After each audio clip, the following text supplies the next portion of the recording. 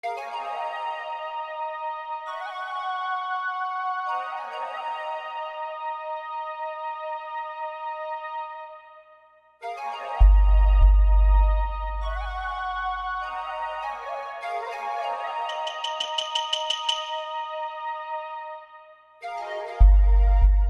of the main things that I've been working on that I would like to introduce into the seminar is the idea of the four elements, because I know that O Sensei found that so fascinating, and just simply earth, air, fire, water, and to use those four concepts to bring a balance to all the techniques.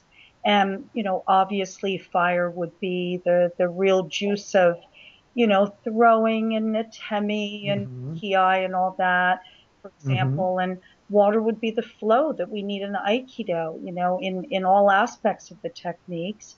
And earth is your center, the ground, and you need to stand strong in Aikido to execute your techniques.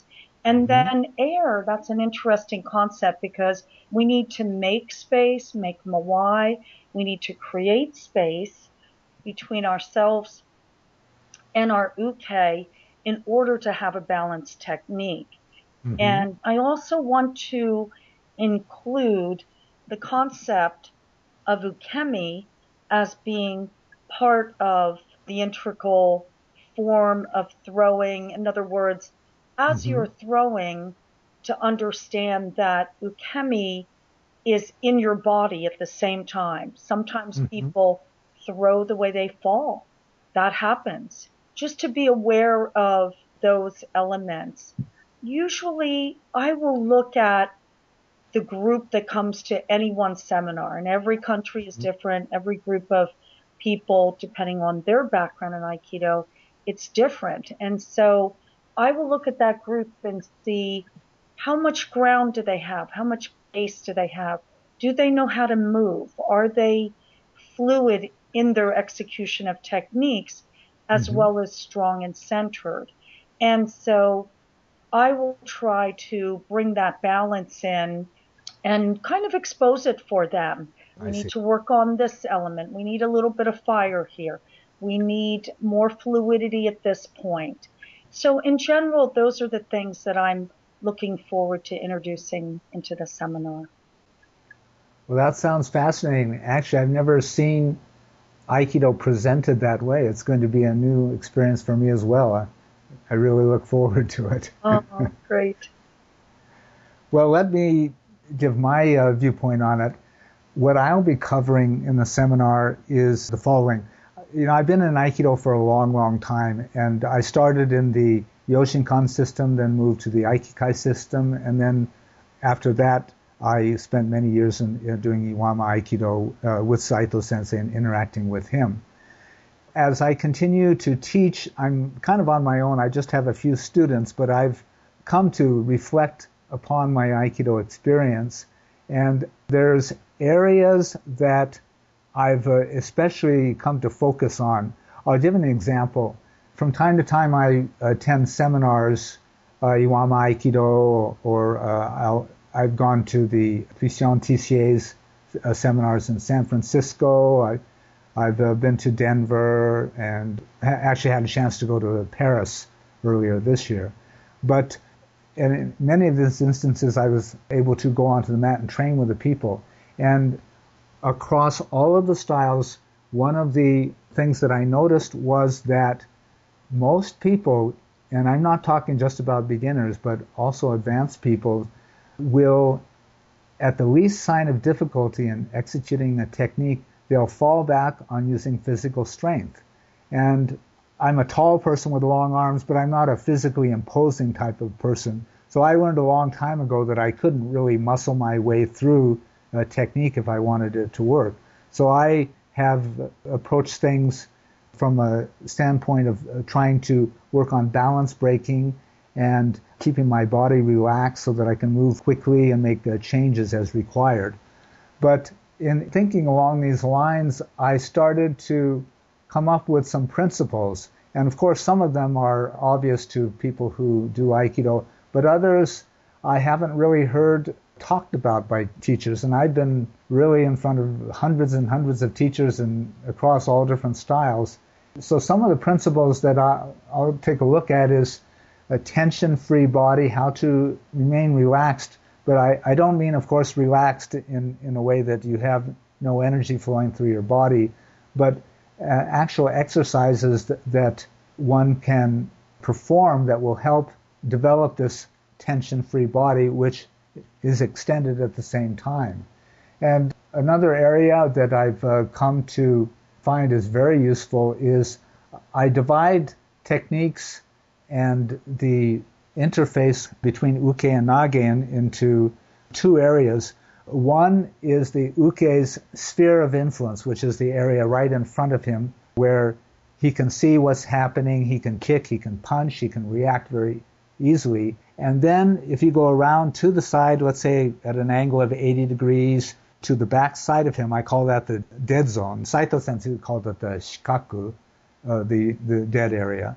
And I found that the more that you can move to uke's dead zone and then take their balance and apply the technique, you're much more successful than if you stand in front of your partner trying to manipulate him into an off-balance position and then applying the technique. And then after I had that understanding, I started doing something that was interesting. I would go back and watch some of the old films of many different teachers, and I would also look at some of the old technical books. And I found that many of the mainstream Aikido techniques were taught where nage was applying the technique standing right in front of the uke's sphere of influence. And I thought that that was, in one sense, very strange because it's much safer if you can go to the dead zone where your partner can't see you and attack you near as easily as he can if you're standing right in front of him. And I thought, well, why aren't we favoring techniques that take you into a safe area where you are in a strong position vis-a-vis your partner? So I started looking at lots of traditional techniques that I find, and the word only came to me in Japanese. The term was muri na waza. And Saito Sensei, of course, used that a lot. It's the translation I've come up with is contrived techniques. In other words, there are techniques that exist within the curricula of the different schools. However, from a martial arts, from a rational standpoint, they don't make a whole lot of sense in that they're not martial, because, you don't want to be doing martial type things standing directly in front of your partner. You've got to get to a safe area, take your partner's balance, and then the techniques of Aikido begin to work. The flip side of that is, of course, if you are standing in front of your partner in an attempt to do things, even atemi, and take your partner's balance, you have a much harder time because your partner can see everything that's going on. He'll tend to be balanced, and it's hard to use the element of surprise. So, and there are other areas as well. For example, in analyzing the techniques, I saw that within these contrived techniques, one of the problem areas was what I would call reversal of direction. In other words, you take your partner's balance in one way, and then you move, and then you stop the flow of energy and you restart into another direction. I found that is kind of uneconomical for a technique. Techniques should be sharp, short, and martial and effective. Another thing, for example, remember how Saito Sensei would often talk about hitoemi pat? Yes, I do. Yes. Mm-hmm. Well, I use that a lot. I use my long arms, and in applying my techniques, I've put a whole lot of emphasis on that. And I've tried to explain to the students how that can give you a subtle advantage that you might not have if you attempted to do techniques from just kind of the basic kamae or a hanmi stance. Another principle, for example, is what I call the tether principle. I haven't come up with a better term. It's that you do techniques where you bring your partner's arm to an extended position, and instead of trying to then change direction and force it by using physical force, you keep that arm extended and move it into your partner's dead zone, and then take your partner's balance from there. So you keep it extended and your contact is very light. As you know, if you attempt to grab somebody strongly, they will reciprocate in kind because they can feel your intention.